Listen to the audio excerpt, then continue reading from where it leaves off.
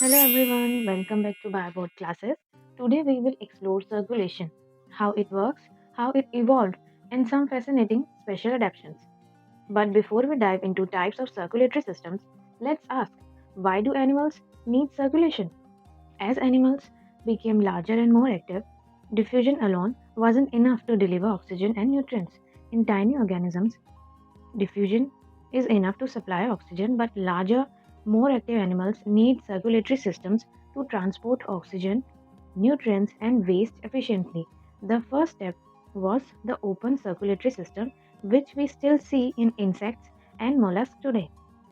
In open circulatory system, blood isn't confined to vessels. It flows through body cavities, directly bathing organs. This works for insects, which rely on a separate tracheal system for oxygen delivery. Open circulation is simple but less efficient, suiting animals with lower energy needs. Cockroaches are a good example of open circulatory system. Their heart is a dorsal blood vessel with 13 chambers. They pump hemolymph, a colorless fluid. Without hemoglobin, oxygen doesn't travel in the blood at all.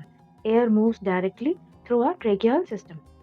As animals became more active, closed circulation evolved. Blood stays inside vessels, delivering oxygen quickly and maintaining pressure. This allowed higher metabolism found in vertebrates and some invertebrates like earthworms.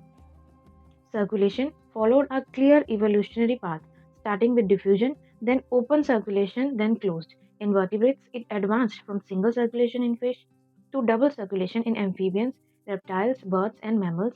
Let's study them.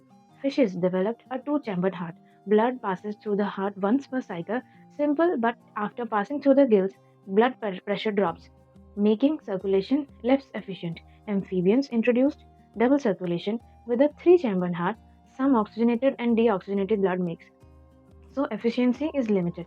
Birds and mammals perfected it with a four chambered heart, fully separating blood flows, ideal for warm blooded life. In mammals, double circulation split in two loops, pulmonary circulation to the lungs and systemic circulation to the rest of the body. This prevents mixing and supports high activity levels and constant body temperature. This table summarizes the main differences between the open, closed, single, and double circulatory systems, plus the two loops in mammals.